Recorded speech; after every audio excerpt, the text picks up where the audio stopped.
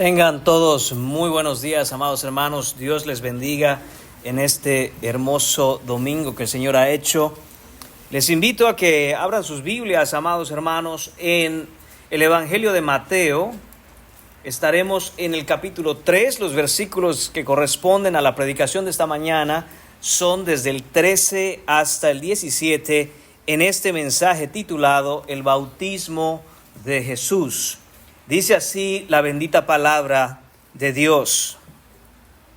Entonces Jesús vino de Galilea a Juan al Jordán para ser bautizado por él. Mas Juan se le oponía diciendo: yo necesito ser bautizado por ti, ¿y tú vienes a mí? Pero Jesús le respondió: deja ahora, porque así conviene que cumplamos toda justicia. Entonces le dejó. Y Jesús, después que fue bautizado, subió luego del agua, y he aquí los cielos le fueron abiertos, y vio al Espíritu de Dios que descendía como paloma y venía sobre él. Y hubo una voz de los cielos que decía: este es mi Hijo amado, en quien tengo complacencia. Oremos, hermanos. Bendito y alabado sea tu nombre por siempre y para siempre, Señor. Padre, gracias te damos en esta mañana, porque a pesar, Señor, de nuestros pecados, nos has dado a tu Hijo, Señor, que en perfecta obediencia vivió la vida que nosotros no podemos vivir. Por la fe, Señor mío, por la fe en su nombre, tú nos has otorgado toda su justicia. Nos has justificado y nos has salvado de pura gracia. Señor, te agradecemos esto infinitamente, Padre. No tenemos palabras para expresar la grandeza de la salvación que nos has dado. Señor, te pedimos que podamos mirar a tu Hijo, podamos amarlo, abrazarlo, podamos valorarlo, podamos crecer de acuerdo y en conformidad a su carácter, Señor, para la gloria de tu nombre. Todo esto te lo pedimos en el nombre de Cristo. Amén. Pueden tomar asiento, amados hermanos. El domingo pasado vimos este heraldo del rey, este hombre, Juan el Bautista, este personaje tan particular, tan singular. Y estuvimos viendo cómo él venía y llamaba a la gente al arrepentimiento, llamaba a la gente a venir a bautizarse como una señal de ese arrepentimiento para preparar el camino para la llegada del Rey Jesucristo. Y lo que vemos ahora, hermanos, en este bautismo de Jesús es sumamente importante e interesante. El bautismo de Jesús no se trata de un mero acto simbólico. Hermanos míos, el bautismo de Jesús es la inauguración del ministerio público de Cristo, donde el Hijo de Dios sin pecado, en perfecta obediencia al Padre, se adentra en las aguas del río Jordán, como nos dice la Escritura, para cumplir toda justicia. Así que debemos ser muy claros en esto, hermanos. Jesús no tenía pecados que confesar. Jesús no tenía iniquidades de las que debiera arrepentirse. Ninguna, cero. Era el Cordero inmolado sin mancha. Y sin embargo, aquí está, sometiéndose a la voluntad del Padre, identificándose con una humanidad caída, pecadora, vil, y sentando el fundamento mismo para la redención de su pueblo. Desde su inicio, la misión de Cristo está marcada, hermanos, por la obediencia perfecta. Obediencia que lo llevaría hasta la cruz, donde entregaría su vida como el Cordero de Dios sin mancha. La Escritura, hermanos, no puede ser más clara. Es solo a través de la perfecta obediencia de Cristo, no por nuestras obras, no por lo que hagamos, no por nuestros esfuerzos ni por nuestros méritos, que las puertas del cielo se abren de par en par. Si Cristo hubiera titubeado, aunque sea un momento, solo por un instante, si hubiera fallado en el más mínimo mandamiento, todo el plan de redención se habría derrumbado. Pero alabado sea el nombre del Señor Jesucristo. Bendito sea el Dios y Padre de nuestro Señor Jesús, porque Él nunca falla. Él nunca fallará. Nunca ha fallado. No hay mancha en Él. No hay pecado que exista en Él. Y en eso podemos poner toda nuestra confianza. Su obediencia es la piedra angular de nuestra salvación. Este pasaje, hermanos, nos llama a contemplar al Cordero de Dios que quita los pecados del mundo, no como un espectador pasivo, sino más bien como aquel que a través de su justicia perfecta asegura activamente nuestra redención eterna hasta el día final. Y es que si queremos entender el Evangelio, hermanos, debemos empezar por entender esto. La obediencia de Cristo no es algo secundario. Es la pieza fundamental y central que sostiene todo el Evangelio. Su perfecta obediencia al Padre lo es absolutamente todo. Organizaremos nuestro pasaje, hermanos, en esta mañana en 3 diferentes puntos. Primero, estaremos viendo en los versículos 13 a 15 la sumisión del Hijo en su bautismo. Estaremos viendo también en los versículos 16 a 17 la afirmación del Padre desde el cielo. Y también en los versículos 16 a 17 estaremos viendo la unidad de la Trinidad en la redención. Así que empecemos, hermanos, la sumisión del Hijo en su bautismo, punto número 1, versículos 13 a 15. Dice el versículo 13, entonces Jesús vino de Galilea a Juan al Jordán para ser bautizado por él. Por aproximadamente 30 años, hermanos, la vida del Señor Jesús transcurrió en una pequeña aldea insignificante, siendo el hijo de un carpintero.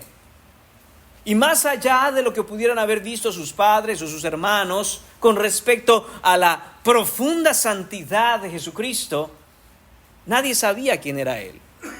Pero de pronto Él deja esta insignificante ciudad, esta aldea tan pequeña, y se presenta donde Juan el Bautista. Jesús acude voluntaria y deliberadamente a Juan. No fue un accidente ni un encuentro por casualidad. No fue que Jesús andaba por ahí ese día, sino que fue parte del plan divino en la mente del Padre desde la eternidad pasada. El versículo 14 nos dice, mas Juan se le oponía diciendo, yo necesito ser bautizado por ti, ¿y tú vienes a mí? Juan, hermanos míos, se opone a que Jesús sea bautizado. Hay que entender, hermanos, que donde estaba Juan predicando para el arrepentimiento de las almas, se hacía una fila quizá incontable de gente que se reconocía pecadora, que a través de la obra del Espíritu Santo en la predicación de Juan se daban cuenta de su propia pecaminosidad. Podríamos imaginar, hermanos, este montón de gente pasando uno a la vez donde Juan para bautizarse, y ahí habían probablemente ladrones, probablemente mentirosos, prostitutas, habían probablemente envidiosos, iracundos, había toda clase de gente que se daba cuenta del pecado en su propia vida. Y eran movidos a decir, Señor, no podemos seguir viviendo así. No podemos seguir esta vida con estos pecados que cargamos y a los cuales somos esclavos todo el tiempo. Y de pronto, hermanos, en esa fila de gente vil, se para Jesucristo, el Cordero de Dios sin mancha. Juan entendió perfectamente la escena. ¿Qué haces aquí, Jesús? Esto es para pecadores. Esta fila, esta larga fila de gente es para gente que reconoce su gran pecado, que reconoce que no ha vivido de acuerdo a lo que el Padre ha establecido. Y tú vienes en esta fila, no tiene ningún sentido. ¿De qué te vas a arrepentir, Jesús? ¿Qué inequidades has cometido? El mismo Juan miraría a Jesús venir a él y diría, Él es el Cordero sin mancha que quita los pecados del mundo. El bautismo de Juan, hermanos, es para arrepentimiento, para confesión de pecados, para prepararse ante la venida del Rey. Y Jesús no tiene pecados de que arrepentirse. De hecho, Jesús es el Rey para el cual hay que prepararse. Le explota la cabeza a Juan. Esto no tiene ningún sentido. Esto no puede ser. Hay algo aquí que no está bien. Jesús no necesita arrepentirse. La pregunta entonces que tenemos que responder es: ¿qué hace Jesús ahí?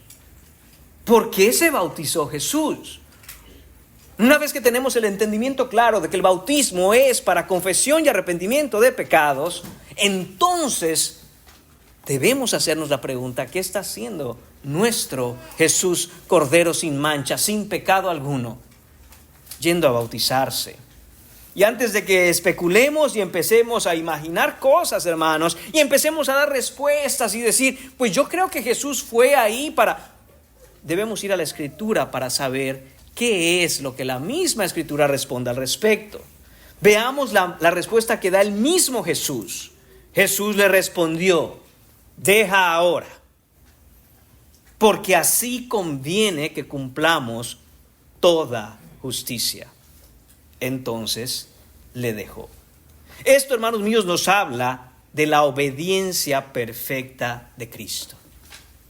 Mientras Juan no entendía por qué un hombre absoluta y profundamente santo está en una fila de pecadores para ir a bautizarse como señal de arrepentimiento y confesión de sus iniquidades, una vez que Jesús abre la boca para contestar ¿por qué está él ahí?, Juan entiende inmediatamente. Quizá no entendió todo a la profundidad que tenía que entenderlo. Quizá no entendió, hermanos míos, las implicaciones eternas de lo que Jesús está haciendo. Pero entendió que había que cumplir con la justicia. Y si algo era lo que movía el corazón de Juan, es precisamente andar justamente delante de Dios. De hecho, Juan andaba en tal justicia que Herodes, el rey Herodes, temía a Juan porque le tenía por hombre justo. No es poca cosa, hermanos míos, andar en justicia. Andar en justicia significa vivir de acuerdo a lo establecido como lo que es bueno por la palabra de Dios. Y cuando un hombre o una mujer, cuando un ser humano toma completa seriedad para andar en justicia delante de Dios, es un hombre o es una mujer, es una persona a la cual el mundo le teme. Cuando Jesús contesta que hay que cumplir toda justicia, le está hablando a Juan en su idioma. Y dice, entonces, si es por eso, hagámoslo. ¿Qué es lo que está sucediendo aquí, hermanos? Jesús eligió someterse al bautismo, no porque era pecador, sino como parte de su sumisión para salvar a su pueblo. Su bautismo fue una declaración de que se identificaba con la humanidad pecadora, aunque él mismo no tenía pecado. Desde el primer instante en que inicia el ministerio de Jesucristo, él se pone en el lugar del pecador, siendo él sin mancha. Jesús no vino, hermanos míos, a salvarnos con pinzas. No vino a hacer, hermanos míos, una salvación telepática. No vino, hermanos míos, a ver cómo hacía su obra trabajando desde casa.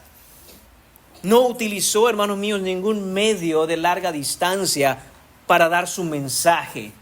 No nos dijo, conéctese al internet para que sepa lo que tengo que decir. Hermanos míos, él deja su trono en gloria y se humilla a sí mismo para venir a tomar la posición que nosotros tenemos.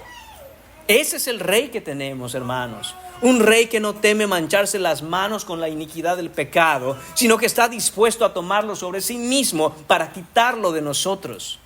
Y eso es lo que está haciendo Jesucristo en este instante. Desde el minuto 1 de su ministerio, él camina a esa fila de pecadores y va donde Juan para bautizarse. Jesús es como nosotros en absolutamente todo, según nuestra semejanza, nos dice Hebreos capítulo 14, versículo 15, pero sin pecado. Jesús, hermanos míos, en su bautismo demuestra su total sumisión a la voluntad del Padre. Este es el comienzo de su ministerio público. Un ministerio donde estaría la marca distintiva de la obediencia completa y plena a la ley de Dios. Y esto es extremadamente importante, porque sólo así se puede cumplir con toda justicia. Somos salvos, hermanos míos, por gracia. Somos salvos por medio de la fe, no por obras para que nadie se gloríe. Pero nunca debemos dejar de lado, nunca debemos perder este entendimiento. Solo hay una manera de agradar al Padre: la obediencia perfecta. No hay otra manera, hermanos. Al final del día, lo que agrada al Padre es que se haga su voluntad. Y cuando decimos, hermanos, que no somos salvos por obras, no somos salvos por nuestros méritos, no somos salvos porque nos portemos bien, hermanos míos, significa no que al Padre no le agrada la obediencia, sino que esa gracia es manifestada en que Él imputa la perfección de la obra de Cristo a favor nuestro. Debiéramos decir que no somos salvos por obras y debiéramos ser específicos en decir: no somos salvos por nuestras obras, pero somos salvos por las obras de uno que es mayor y que tiene obediencia perfecta, y ese es Cristo. Y eso es lo que vamos a estar viendo a continuación, hermanos. ¿Por qué es extremadamente importante entender esto? ¿Por qué es extremadamente importante entender que aunque el regalo de la salvación para nosotros es por gracia, ese regalo que es para nosotros por gracia fue ganado por una obra perfecta en la cruz? Tenemos que primero entender, hermanos, que la obediencia de Cristo tiene dos aspectos. El primero de ellos es su obediencia pasiva y el segundo de ellos es su obediencia activa. Los enumeramos de esa manera no por importancia, sino porque no podemos hablar de lo mismo al mismo tiempo, pero en la vida de Jesucristo esas dos cosas se muestran de manera simultánea. No es que una primero y otro después, pero de nuevo, para entendernos, hablemos primero de la obediencia pasiva de Cristo. Quizá, hermanos, este aspecto de la obediencia de Cristo es el aspecto con que estamos más familiarizados. ¿Qué es esto de la obediencia pasiva de Cristo? Se refiere, hermanos, al sufrimiento y muerte de Jesús en la cruz. Él se somete a la voluntad del Padre y lleva el castigo por nuestro pecado. Nuestro pecado demanda un castigo de parte de Dios. Y en su obediencia pasiva, Cristo voluntariamente está dispuesto a recibir la justa ira de Dios por nuestros pecados. No se resistió, no luchó contra quienes lo ejecutaron. Se refiere a su disposición y voluntad de ofrecerse como ese sacrificio para pagar el castigo nuestro. El término pasivo, hermanos, no significa inactividad. Lo que significa es más bien que Jesús recibió el sufrimiento y la muerte como pago por nuestras iniquidades.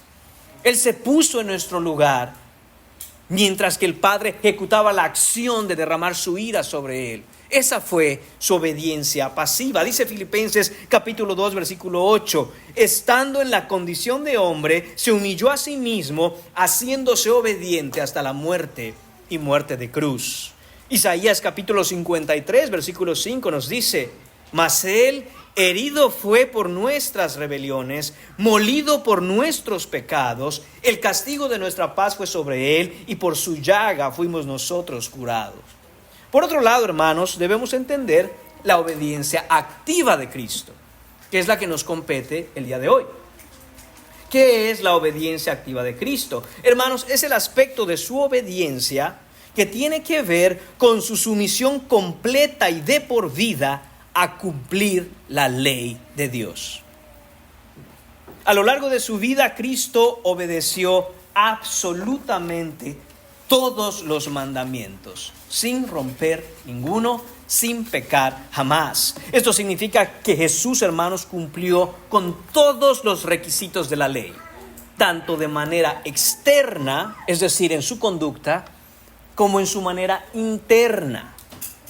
Hermanos, esto debiera impresionarnos. Jesús no solo se comportó de acuerdo a la ley de Dios, no solo cumplió con lo que se pedía en la ley de forma exacta todo el tiempo desde que encarnó, sino, hermanos míos, que también cumplió con todo lo que la ley exigía de manera interna. Nunca tuvo un pensamiento que no debiera tener. Nunca tuvo una idea que ofendiera al Padre. No solo no tuvo una sola idea, un pensamiento que no ofendiera al Padre, sino que todo lo que él pensaba, todas las ideas que pasaban por su mente, exaltaban el nombre de Dios, magnificaban y glorificaban su perfecta santidad. Jesús nunca sintió algo que no debiera sentir, nunca sintió envidia, nunca sintió odio por las cosas que no debía odiar. Nunca, hermanos míos, Jesús tuvo el más mínimo segundo en su existencia desde la eternidad pasada, durante su ministerio terrenal y por la eternidad futura, algo, hermanos, que no sea santo y agradable al Dios Padre. Nunca tuvo una actitud, hermanos míos, una mala respuesta, un virar los ojos, un mal sentimiento o pensamiento, como he dicho ya, que constituyen lo que es la actitud en la cual pudiéramos señalar, ahí está, Cristo falló. Nada, nunca, en ningún instante. De hecho, hermanos, en Juan capítulo 4, versículo 34, vemos una declaración impresionante del Maestro. Justo después de la narración, ahí en Juan capítulo 4, donde Jesús está hablando con la mujer samaritana, justo después de eso y de un largo día de ministrar de ciudad en ciudad, de pueblo en pueblo, caminando de aldea en aldea, hablando con gente, sanando enfermos, ministrando las necesidades de aquellos que le escuchaban. Nos dice el texto, hermanos, que los discípulos estaban preocupados por Jesús, porque no le podían seguir el ritmo. Pienso más bien, me atrevo a pensar, hermanos, que ellos estaban más preocupados por ellos mismos, porque le dijeron: Jesús, maestro, no has comido nada en todo el día, paremos y comamos algo. En el versículo 34 Jesús les dijo: mi comida es que haga la voluntad del que me envió y que acabe su obra. Hermanos míos, Jesús nos está diciendo: la voluntad del Padre, hacer la voluntad del Padre y cumplir con cada uno de sus mandamientos es lo que me mantiene con vida, es lo que me mueve, es el fuego que enciende el motor de la pasión en mi corazón, hacer su voluntad. Esto es impresionante, hermanos. ¿Comida? ¿Quién la necesita cuando me estoy alimentando por hacer la voluntad del Padre? Por ser sostenido, por ser empoderado, por ser levantado por la bendita voluntad del Padre. Y en Mateo capítulo 5, versículo 17, Jesús dice: no penséis que he venido para abrogar la ley o los profetas. No he venido para abrogar, sino para cumplir. Jesús está diciendo: no piensen que estoy diciendo que la ley ya no sirve, que es obsoleta, que la quitemos. Al contrario, vengo a mostrarles que yo cumplo la ley a la perfección. Sin la obediencia activa de Cristo, hermanos, nadie entra al cielo. Si Jesús no hubiera vivido esa vida perfecta sin romper en ningún momento ninguno de los mandamientos, nadie podría entrar al cielo. Romanos capítulo 5, versículo 19 dice lo siguiente: porque así como por la desobediencia de un hombre, se refiere a Adán, los muchos fueron constituidos pecadores, así también por la obediencia de uno, este es Cristo, los muchos serán constituidos justos. Y debemos entender qué es esto. Hermanos, todas las personas del mundo y todos los que estamos aquí en este lugar hoy, estamos en uno de dos lugares.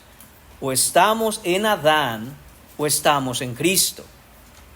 Cuando Adán cayó, cuando Adán pecó, también cayeron y pecaron todos los que están bajo su representación. Dios hace un pacto de obras con Adán desde el inicio. ¿Y cuál era el pacto de obras?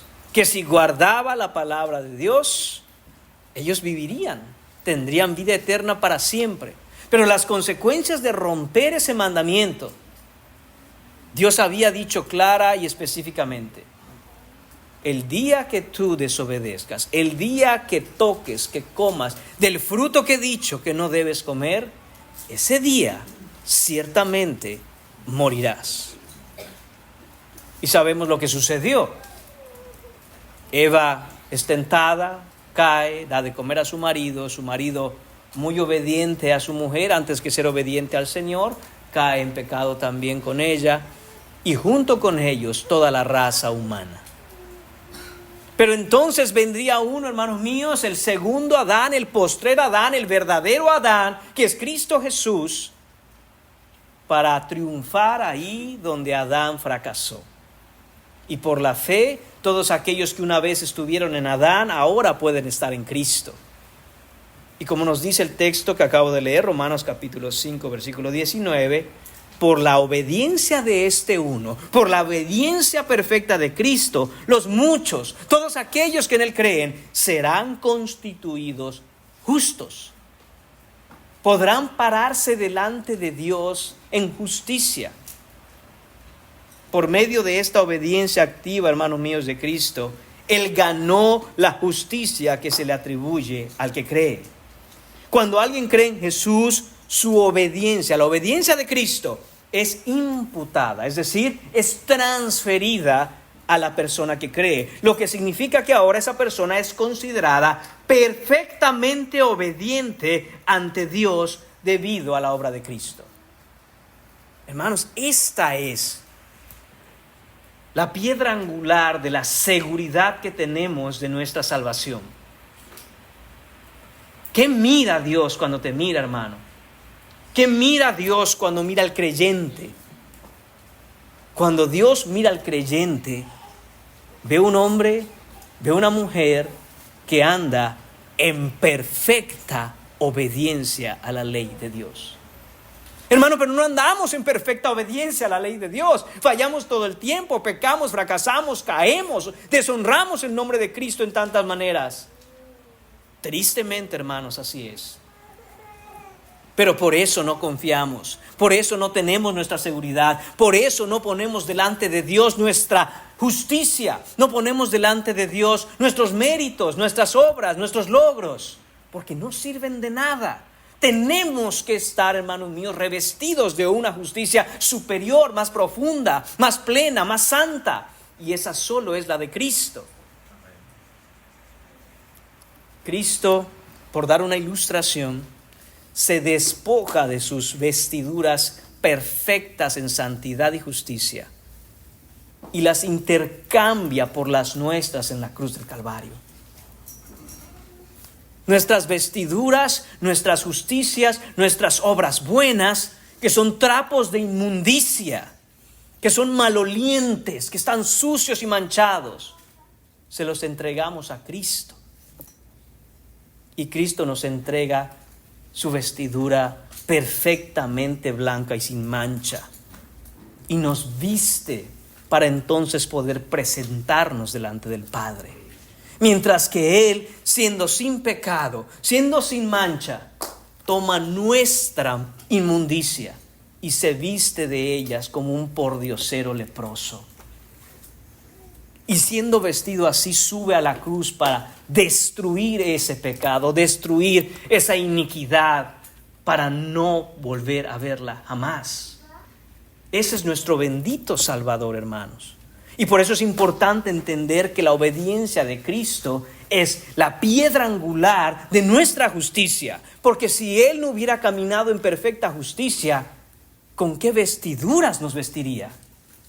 La mínima mancha en la vida de Cristo habría imposibilitado que nosotros pudiéramos ser justificados delante de Dios. Estos dos aspectos de la obediencia de Cristo, hermanos, son fundamentales para el mensaje del Evangelio. La obediencia pasiva de Cristo implica que Él toma nuestro lugar para llevar nuestra pena por el pecado, nuestra condenación como humanos. De esta manera Él satisface la justicia y la ira de Dios. Al mismo tiempo, Él es justo, es decir, como hemos dicho ya, vive de acuerdo a la perfecta ley de Dios, vive en justicia, por lo que entonces puede atribuir la justicia a aquel que cree. En Romanos capítulo 3, versículos 25 y 26 leemos lo siguiente: a quien Dios puso como propiciación, hablando de Jesucristo, por medio de la fe en su sangre, para manifestar su justicia, a causa de haber pasado por alto en su paciencia los pecados pasados. Hermanos míos, cada vez que has mentido, cada vez, hermano mío, que has pensado algo que no debías pensar, cada vez que has sentido en tu corazón algo contra alguien indebido, cada vez, hermano, que has roto la ley de Dios y has roto los mandamientos, a Dios no le dio igual. Dios estaba mirando. Y no solo estaba mirando, había una lista, larga lista de pecados contra ti. Porque Dios, que lo ve todo y lo sabe todo, no juega con el pecado. Y el día en que cada uno de nosotros comparezca delante del trono de Dios, ese día en que seamos llamados a su presencia, solo hay dos opciones, hermanos. La primera, para aquellos que no se han arrepentido y puesto su fe en Jesús, es que ese gran rollo y lista de pecados será expuesto a toda la creación, para dejar claro que Dios en su justicia condenará a aquel que ha pecado. Pero la otra opción, hermanos, son las buenas noticias del Evangelio, y es que en Cristo Jesús Él tomó esa lista de decretos y la clavó a la cruz, y no hay ninguna iniquidad en tu contra. Para todo aquel que cree el Evangelio, hermanos, ver la suficiencia de la obediencia de Cristo debe traer seguridad al alma. Él no falló. Él pagó por mis pecados, y no solo pagó por mis pecados para yo no recibir condenación, sino que me atribuye todas las bendiciones espirituales en lugares celestiales, porque Él las ganó para mí con su perfecta y santa obediencia. Dice además el versículo 26 de Romanos 3, con la mira de manifestar en este tiempo su justicia, a fin de que Él sea el justo y el que justifica al que es de la fe de Jesús. Nadie más puede justificar sino solo Jesucristo. Nadie más posee los medios y las capacidades para dar justicia a alguien más. Solo lo puede hacer alguien que tiene justicia. Pensemos en esto, hermanos. Nadie puede dar lo que no tiene. Si Dios demanda perfecta justicia, ¿de dónde usted va a darla y presentarla delante de Dios si no la tiene? Y si usted anda buscando quien la tenga, nadie en este mundo puede tenerla. Pero hay uno que es fuera de este mundo, que vino, que descendió del cielo y que tiene esa perfecta justicia. Y es aquel que la ganó viviendo de manera perfecta. Es a Él que hay que correr para pedirle: Señor, revísteme de tu justicia. Perdóname, Señor, por mis pecados. Busca al Señor ahora que pueda ser hallado. Si usted no está en Cristo Jesús, que sea hoy el día en que venga Cristo Jesús verdaderamente. No puede encontrar justicia en ningún otro lugar, y se demanda perfecta justicia para poder entrar al cielo. En su misericordia y amor, el Padre ha dado a su Hijo Jesucristo lleno de plena justicia, para que todo aquel que Él corra pueda obtenerla antes de que sea demasiado tarde. Pero qué acto tan impresionante de amor del Padre en darnos a su Hijo en propiciación por nuestros pecados y levantarlo de entre los muertos para revestirnos con su perfecta gloria justa y santa, hermanos. Es ahí donde tenemos que correr. El Evangelio, hermanos, no es solo que nuestros pecados son perdonados, es decir, a través de la obediencia pasiva de Cristo, sino también que somos hechos justos a través de la obediencia activa de Cristo. Segunda de Corintios capítulo 5, versículo 21 dice: al que no conoció pecado, este es Cristo, por nosotros lo hizo pecado. ¿Para qué? Para que nosotros fuésemos hechos justicia de Dios en Él. Somos justicia de Dios en Él para los que creemos.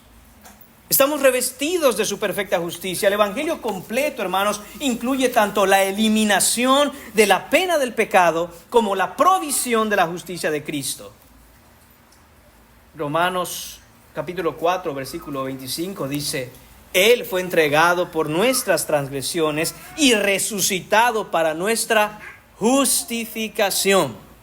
Recuerde, siempre que escuche justificación es ese aspecto de la salvación que nos hace pararnos justos delante de Dios. Hermano, aun cuando peco, ruégale al Señor que te infunda de su gracia para dejar todo pecado. Pero mientras eso ocurre, y en ese proceso en que vas madurando y creciendo en Cristo, cada día más semejante a su carácter, no hay un solo instante ni un solo segundo en que el Padre te ame menos. Porque te ama de acuerdo no a tus méritos, no a tus caídas, sino a la perfecta justicia de su Hijo que ve en ti. Eso, hermanos míos, nos da la libertad plena entonces de poder vivir esforzándonos para agradar al Señor sin ningún tipo de temor de fallar, caer o fracasar, porque ya hemos ganado en Él. Piensen esto a manera de ilustración. Un grupo de jóvenes va a jugar un partido de fútbol y el otro equipo es infinitamente más bueno que él. Es una goleada asegurada. Pero ni modos, hagamos el esfuerzo. Muchos de ellos están desanimados, no quieren entrar al campo y dicen: ¿para qué nos presentamos? Esos son profesionales.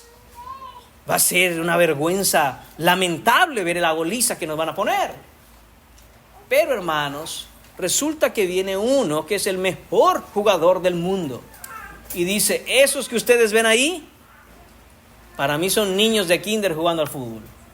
Voy a estar en su equipo y yo voy a meter los goles. Este jugador nunca ha perdido un partido. Es un jugador extraordinario. Entonces los jóvenes se animan, salen al campo y ¿sabe qué? Se dan el lujo hasta de querer jugar de fantasía. ¿Por qué? Porque, hermanos míos, saben que van a ganar. Juegan confiados. Este jugador que ha venido a reforzar su equipo y que saben que no van a perder con él, les infunde confianza, no miedo, no pena de jugar, sino confianza para jugar de una manera en que saben que aunque lleguen a fallar, el partido está asegurado. Hermanos, en la vida cristiana, el hecho de que Cristo haya cumplido con toda justicia significa que ahora somos libres de buscar al Padre para agradarlo. Entonces hacemos esas buenas obras que el Señor preparó de antemano para que anduviéramos en ellas con confianza, sin miedo. ¿Por qué? Porque el partido está ganado, porque la vida eterna ha sido asegurada, porque mi justicia no depende de lo que yo haga o de mis fracasos o de mis logros, sino de que Él triunfó en la cruz. A menudo, hermanos, decimos que Cristo pagó nuestra deuda, pero pocas veces recordamos que Cristo también nos hizo ricos. Porque pagar la deuda de alguien y hacer a ese alguien rico son dos cosas distintas. Cristo hizo ambas cosas con base en esos dos aspectos de su obediencia perfecta. De nuevo, voy a usar otra ilustración, hermanos, porque es necesario que entendamos de qué estamos hablando. Supongamos, pensemos que usted tiene una deuda de millones de dólares con el banco. Y no esté pensando, creo que el hermano me conoce. Imaginemos que alguien tiene una gran deuda con el banco. No sabe cómo pagar, no busca cómo pagar, no tiene los medios para pagar. Pero entonces viene alguien que es rico. Y solo porque en su voluntad está, le dice: ¿sabe qué? Le voy a pagar hasta el último centavo que debe en el banco. No creo que usted quiera hacer eso. dígame cuánto debe. Son millones. Dígame cuántos. Muchos. Mire, aquí está el cheque. Está en blanco. Usted me dice, yo le pongo la cantidad. Y este hombre dice tantos miles de millones de dólares. Y este hombre, que es extremadamente rico, dice, está bueno. Hace el cheque, lo firma, ya está. Obviamente este hombre que estaba endeudado salta de gozo, salta de gusto, está feliz. Le besa hasta los pies al hombre que pagó la deuda. Pero la pregunta es, ¿este hombre que antes estaba endeudado, ahora es rico? No, simplemente ya no tiene la deuda. Cristo, si solo hubiera recibido el castigo por nuestros pecados y hasta allá, nos habría dejado sin una deuda que pagarle al Padre, pero dependería de nosotros ver cómo entrar al cielo. Ahora, si este hombre, regresando a la ilustración, no solo paga la deuda del endeudado, sino que le dice, ¿y sabe qué? Voy a poner a su nombre toda mi fortuna. Si usted está loco, no estoy loco, sino que yo quiero dejarle toda mi fortuna. Hace todos los trámites necesarios y legalmente contrata abogados y lo que tenga que hacer. Y este hombre que antes estaba endeudado, ahora no solo no tiene la deuda, sino que es dueño legítimo de toda la herencia y las posesiones de este hombre millonario. Hermanos, eso es lo que hizo Cristo con nosotros a un nivel que no podemos ni siquiera imaginar, porque todo el cielo fue puesto a nuestro nombre. No solo salvó al pecador de la deuda de su pecado, sino que hizo los trámites necesarios. Y esos trámites son la muerte de él en la cruz y su resurrección, para ser adoptados hijos del Padre y herederos legítimos del cielo mismo. Somos ricos delante de Dios. Su obediencia pasiva quita nuestra deuda. Su obediencia activa nos hace herederos del mismo cielo por la fe en su nombre. De eso estamos hablando aquí, hermanos. De eso estamos hablando aquí. La obediencia de Cristo llena el vacío que dejó la desobediencia de Adán. Adán nos empobreció hasta lo infinito. Y Cristo nos sacó de la pobreza espiritual en la que andábamos en Adán y nos ha metido al cielo siendo herederos del Padre. Eso es lo que estamos viendo en este pasaje, hermanos. No es solo un acto simbólico en el que Cristo, bueno, hay que cumplir con ir a bautizarse, así que aquí estoy, ya para que la gente vea después que hay que bautizarse. No es eso lo que está haciendo Cristo, aunque es un gran ejemplo de su obediencia y debe ser un ejemplo para aquellos que dicen yo soy cristiano. Pues el primer paso de obediencia en la vida cristiana es bautizarse. Porque reconocemos que así como Cristo estuvo en sujeción plena y completa al Padre, así también yo, que me digo cristiano y que estoy sujeto a Él, voy a obedecerlo en todo. Esta es la obediencia, hermanos, en la que descansamos, no en la nuestra, sino en la de Cristo. Segundo punto en esta mañana, hermanos, la afirmación del Padre desde el cielo, versículos 16 y 17.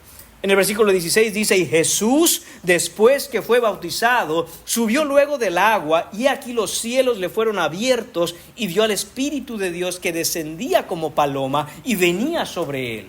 Hermanos míos, la apertura del cielo revela primero la aprobación y el favor divino. ¿Quién, hermanos míos, podría abrir el cielo mismo sino Cristo? El Espíritu Santo entonces desciende como una paloma y viene sobre Jesús. Esta, hermanos míos, es la manifestación visible del poder y la bendición del Padre sobre Cristo. Este es el comienzo de una nueva era del pacto, en donde Cristo está inaugurando la redención. Esto es lo que está sucediendo, hermanos. Este evento marca el inicio de la recreación, de la regeneración. Todas las cosas en Cristo serán hechas nuevas, y es aquí donde empieza, hermano. Es interesante que en Génesis capítulo 1, versículo 1 y 2, vemos cómo, hermanos míos, en el principio Dios creó todas las cosas. Y vemos que la tierra estaba desordenada y vacía. Pero también leemos que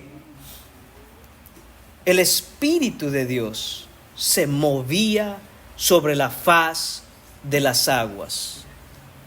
Es interesante que el verbo que se utiliza en el hebreo, en ese versículo, cuando leemos se movía, literalmente significa revoloteaba sobre las aguas.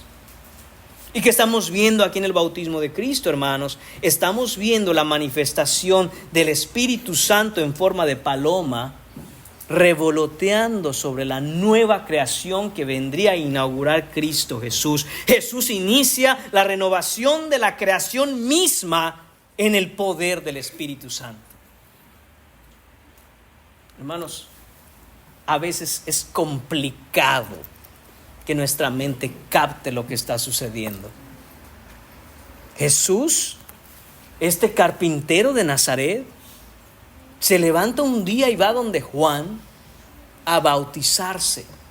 Y lo que está ocurriendo es que los cielos se abren, desciende el mismo Espíritu de Génesis capítulo 1 sobre él para inaugurar la recreación de todas las cosas.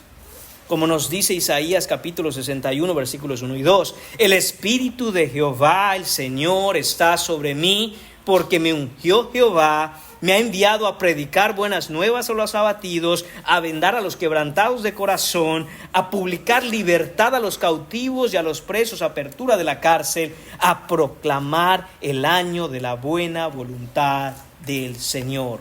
Esto afirma, hermanos míos, el papel de Cristo como el ungido, el único equipado y capacitado por el poder del Espíritu para llevar a cabo la obra de salvación, la obra de redención, que incluye e implica una recreación de todas las cosas. Aquí es donde todo inicia. Jesús, el nuevo Adán, el nuevo hombre perfecto, que con su evangelio predicado en el poder del Espíritu Santo cambia el corazón del hombre por uno nuevo. Segundo de Corintios capítulo 5 versículo 17 nos dice: de modo que si alguno está en Cristo, nueva criatura es. Las cosas viejas pasaron, he aquí, atención hermanos, todas son hechas nuevas. ¿Qué significa todas en el griego original en que Pablo plasmó estas palabras, hermano? Significa todas, absolutamente todas. No solo es nuestra salvación, no es solo la renovación de nuestro corazón, no es solo, hermanos míos, el darnos su Santo Espíritu para renovar el viejo que teníamos, no es solo la renovación de nuestra mente, hermanos, esto es todas las cosas. Con hombres con corazones renovados, tenemos familias cambiadas a una renovación que nunca antes se había visto en la tierra. Renueva así, hermanos míos, las aldeas, los pueblos, cambia ciudades completas, naciones enteras, hasta que en el día postrero, hermanos, como profetizó el profeta Isaías, van a hacerse nuevos el cielo y la tierra. Todas las cosas van a hacerse nuevas en Cristo, comenzando por el corazón del hombre. Dice Isaías capítulo 65 versículo 17 versículo 17 a 25. Escuche usted esto.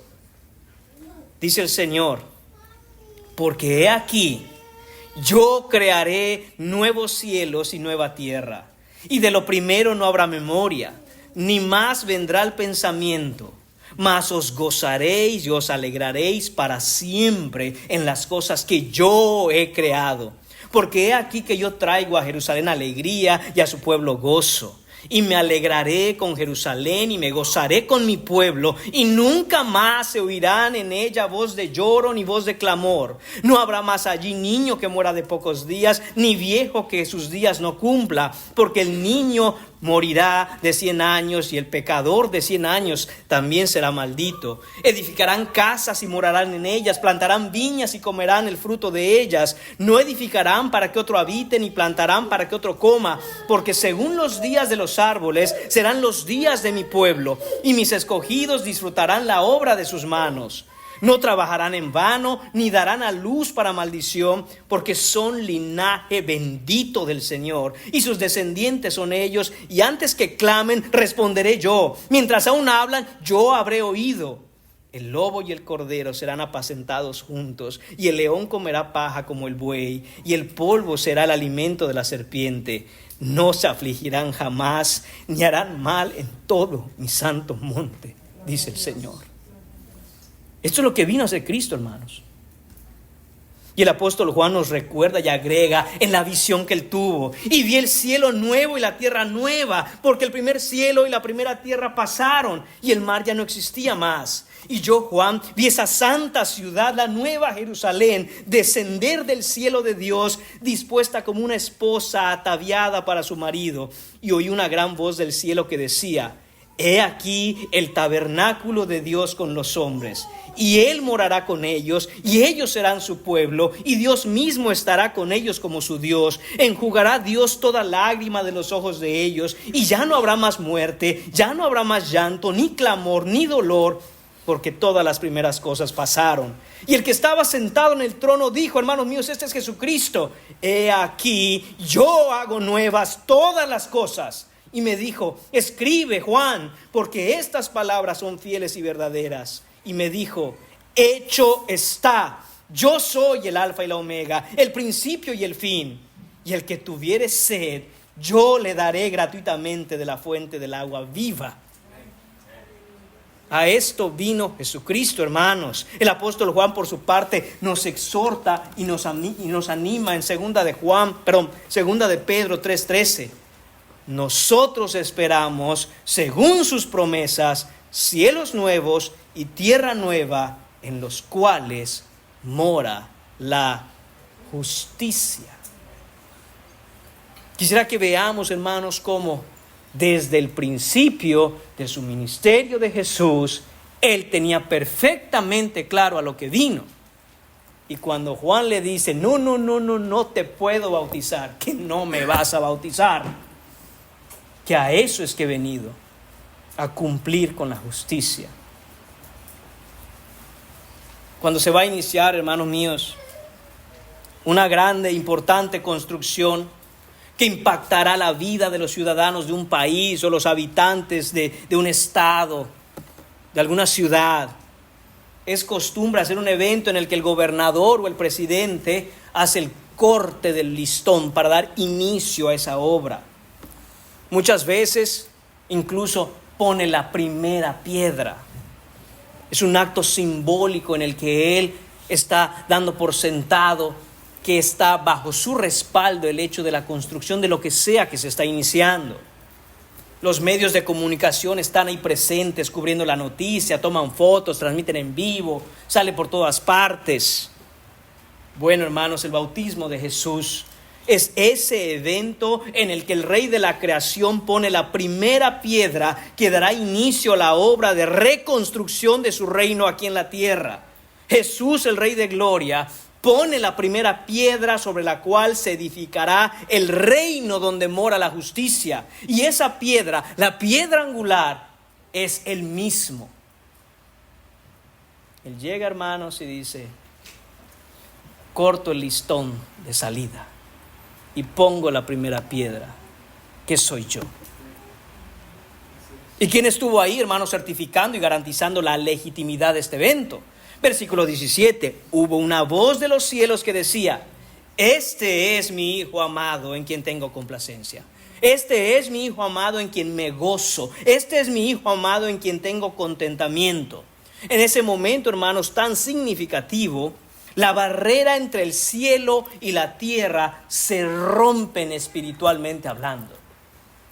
Durante todo el tiempo, hermanos míos, en que Adán cayó y las generaciones de los hombres se hicieron cada vez más perversos, el cielo estaba cerrado para toda alma.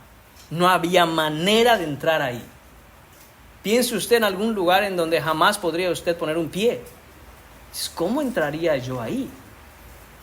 Piense usted, por ejemplo, en entrar a la Casa Blanca y sentarse en la silla del presidente. Sueñe con eso, si acaso. ¿Qué podría usted hacer? ¿Qué podría usted decir? ¿Cómo presentarse ahí y decir: abran las puertas de la Casa Blanca y la oficina oval, que me voy a sentar en la oficina del presidente, en la silla donde él se sienta? Eso es imposible. Ahora imagínese la manera en que está cerrado el cielo antes de Cristo. ¿Quién podría, hermanos míos, entrar al cielo? Bueno, solo aquel que descendió del cielo. El pan de vida que descendió del cielo es el único que puede regresar ahí y entrar. Y con su obediencia perfecta, repito, Él abre las puertas del cielo. Ahora están abiertas para todo aquel que pone su fe en Cristo, hermanos. Porque cuando Él muere, recibiendo la justa ira de Dios, en esa vida perfecta de justicia, Dios con poder lo levanta y es recibido en gloria. Y por eso, hermanos, es que vemos en ese salmo que nos leía el hermano al abrir el servicio. Dijo el Señor a mi Señor, siéntate a mi diestra. Y lo que vemos, hermanos, es que cuando eso ocurre, Jesucristo, que se levanta con gloria y poder de entre los muertos, llega al cielo. ¿Y qué vemos que ocurre en el cielo? Levantaos, oh puertas eternas, para que entre el Rey de gloria. ¿Puede usted visualizar eso? La gloria del Señor Jesucristo entrando al cielo, y el cielo se postra ante Él, abriéndose las puertas. ¿Quién es este Rey de gloria? Que hasta las puertas del cielo le obedecen. Es Jehová de los ejércitos. Es Cristo fuerte y valiente, el poderoso en batalla. En este Cristo confiamos, hermanos. Este es el Cristo que tenemos por Salvador. Él es el que ganó nuestra salvación. Es Él en quien nos aferramos. Fuera de Él, lejos de Él, apartados de Él, nada podemos hacer. El Padre participa activamente confirmando la misión de su Hijo. El Padre confirma que el Hijo eterno es el perfecto arquitecto constructor del reino. En Mateo capítulo 16, versículo 18, Jesús dijo: sobre esta piedra edificaré mi iglesia. Esta piedra es el Señor Jesucristo. Edificaré la obra del Señor Jesucristo. La posesión del Señor Jesucristo. Iglesia, la novia del Señor Jesucristo.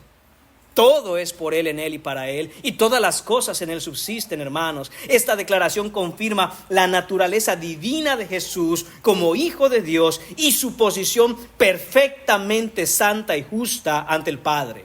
Esto hace eco de Isaías capítulo 42, versículo 1, que marcan a Jesús como el siervo escogido de Dios. Escuche usted: he aquí mi siervo, yo lo sostendré, mi escogido, en quien mi alma tiene contentamiento. He puesto sobre él mi espíritu. Él traerá justicia a las naciones. Esta afirmación, hermanos míos, nos asegura como creyentes que nuestra aceptación ante Dios es solo a través de Cristo.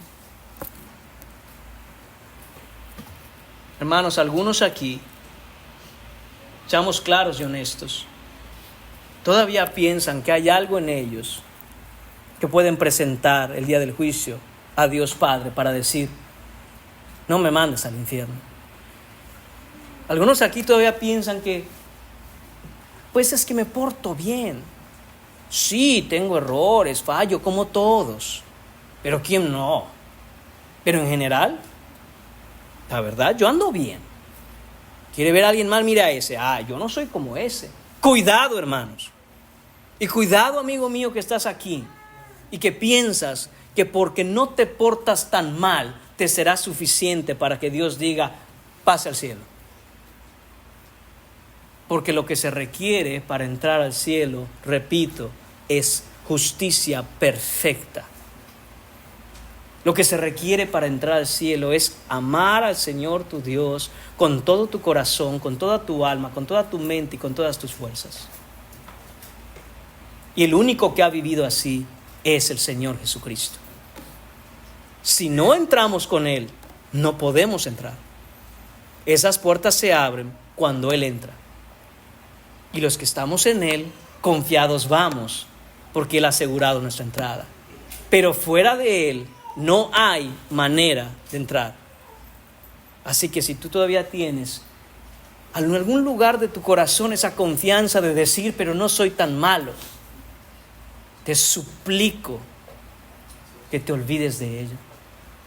Y reconoce tu incapacidad de complacer a Dios Padre fuera del Señor Jesucristo.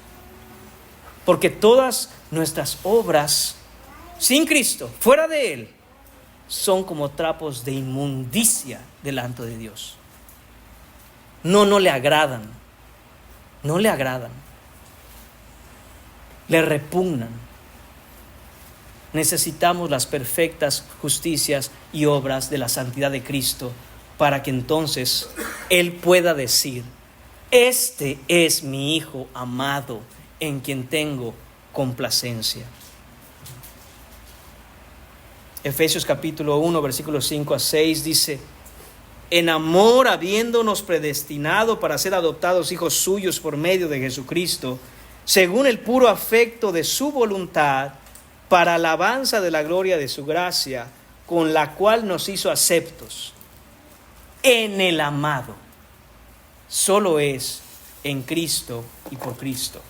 Y punto número 3, en esta mañana, hermanos, vamos a ver en los mismos versículos 16 a 17 la unidad de la Trinidad en la redención.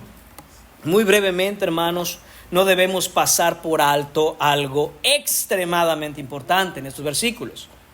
Y eso es el entender, el aceptar, el abrazar esta enseñanza de que nuestra salvación es una obra trinitaria. ¿Qué significa esto? Hermanos, significa que tenemos un Dios trino, 3 personas, un solo Dios. Hermanos, ¿cómo es eso? Me gustaría decirle que se lo puedo explicar, pero no puedo, porque esto sobrepasa el entendimiento humano. Lo que sí sé y lo que sí puedo decirle, hermano, es que lo creemos por fe, porque Dios no miente.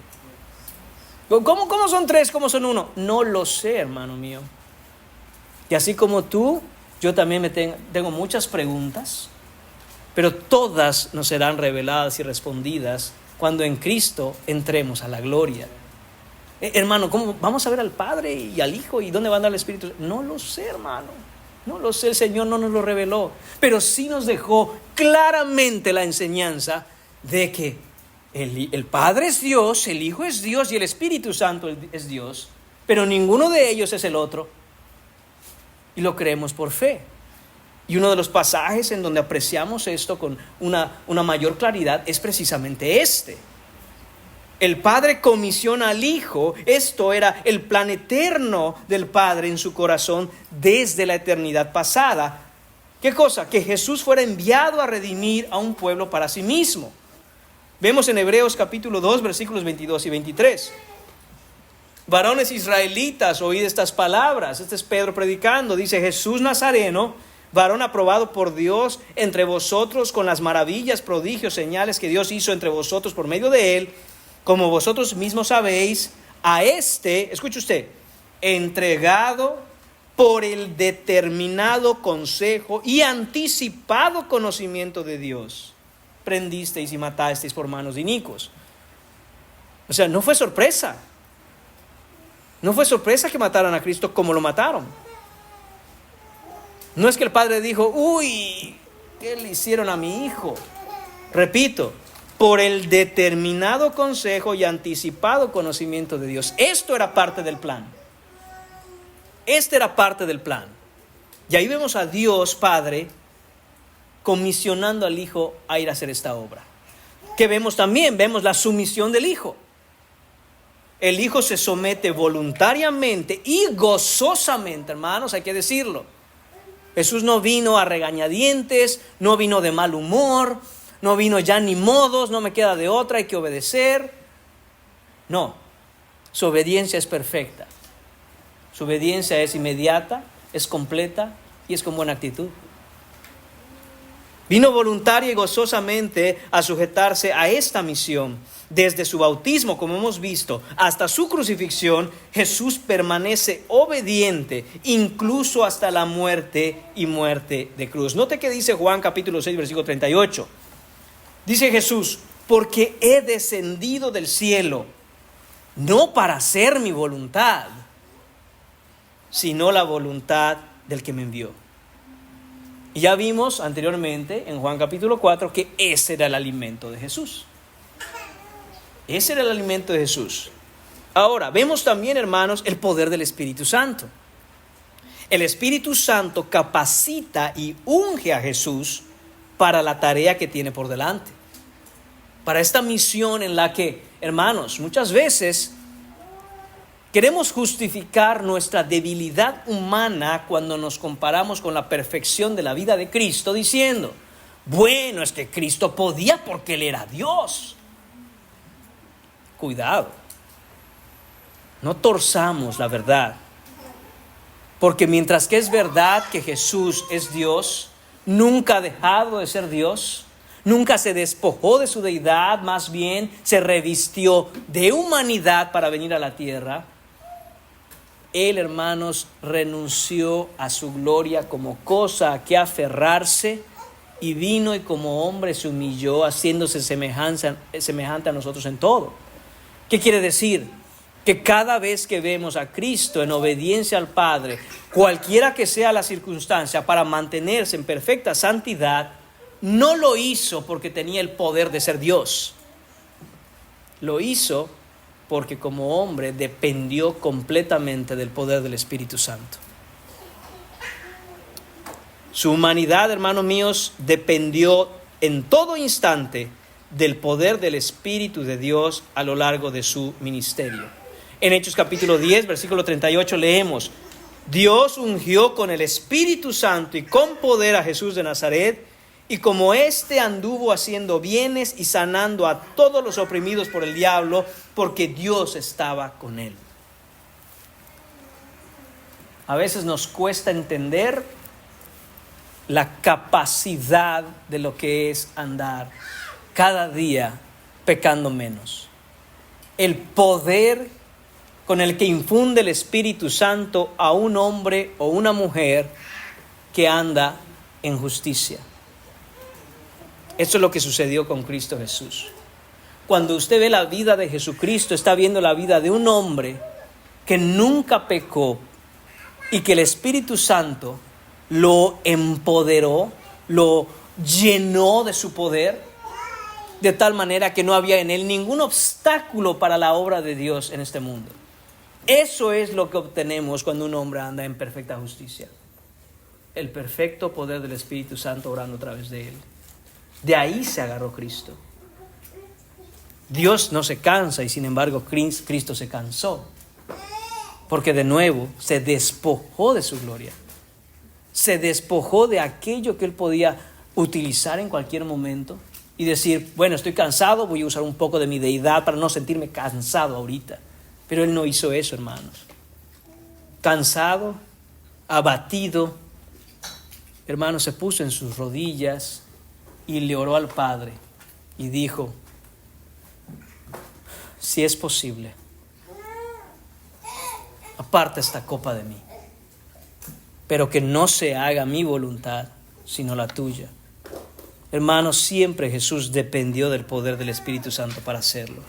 La obra de salvación, hermanos, no es obra del Hijo solamente, no es obra del Padre solamente, ni del Espíritu Santo solamente, sino que está arraigada en el consejo eterno de nuestro Dios Trino desde la eternidad pasada. El Padre envía, el Hijo lleva a cabo y el Espíritu aplica la salvación al corazón del pecador que se arrepiente. Nuestra salvación, hermanos, repito, es un acto trinitario. Somos salvos por el plan del Padre, somos salvos por la obra del Hijo y somos salvos por el poder del Espíritu Santo. Y estos tres son uno. Esto nos da, hermanos, una profunda seguridad y confianza de que nuestra salvación está segura en las manos de Dios, habiendo sido ordenada por el Padre, llevada a cabo por Dios el Hijo y aplicada al corazón por Dios Espíritu Santo. Para concluir, hermanos, vemos a nuestro perfecto Salvador al que debemos amar por su obra.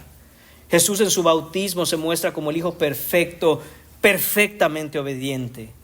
Por lo que no solo somos salvos de la condenación, sino que también su justicia nos acredita por medio de la fe todas las bendiciones espirituales y las riquezas de Dios a nuestro favor. Vemos la garantía del Padre. El Padre garantiza su complacencia en la obra del Hijo. Y todos los que estén en Cristo Jesús son igualmente amados por el Padre. Todo esto, hermanos, solo por la causa de la obediencia del Hijo. Vemos al Dios Trino en acción, hermanos, como desde la eternidad pasada el Padre, el Hijo y el Espíritu Santo se unificaron en el plan para salvar a los pecadores. Y este momento en el río Jordán es una declaración pública de esa obra redentora. Y así como el Padre, hermanos, se complace en su amado Hijo, se complace también con todos los que estén en Él. Si usted no está en Cristo, que hoy sea el día de venir a Él. Vuélvase a Dios por la fe en Jesucristo. Obtenga el perdón de todos sus pecados y además reciba la justicia que es de Cristo a favor suyo. Que todos podamos, hermanos, descansar, todos aquellos que hemos puesto nuestra fe en Jesús, podamos descansar en su obra terminada. Vivamos en obediencia a Él, fortalezcamos, hermanos míos, nuestros espíritus por el mismo Espíritu que descendió sobre Cristo. Hermanos, oremos para que el Señor traiga a nuestros corazones la convicción de seguirle. Y también, hermanos míos, que traiga a nuestro corazón cansado el descanso, porque confiamos en la seguridad de la perfección de su obediencia. Oremos, hermanos. Señor Padre, te damos las gracias por tu perfecta obra trinitaria, por la maravillosa obra, hermanos, debemos pedir al Señor nos capacite para entender que nuestra seguridad está solamente en Él. Te damos gracias, Señor, por la perfecta obediencia de tu Hijo Jesucristo. Te damos gracias, Señor, porque podemos buscar el poder del Espíritu Santo para que podamos seguir caminando en fe, Señor, y nos sostengas. Padre, te damos gracias, Señor, porque cada aspecto del ministerio de tu Hijo Jesucristo es una parte importantísima y fundamental de esa roca que es Él. Ayúdanos y enséñanos, Señor, a amar a tu Hijo, entendiendo que alejados de Él nada podemos hacer. Padre, levanta tu iglesia, levanta, Señor, a tus redimidos, a tus ovejas, a tus ministros, a tus predicadores. Que el Santo Espíritu de Dios nunca se aparte de nosotros, te pedimos, Señor. En el nombre de Cristo, amén.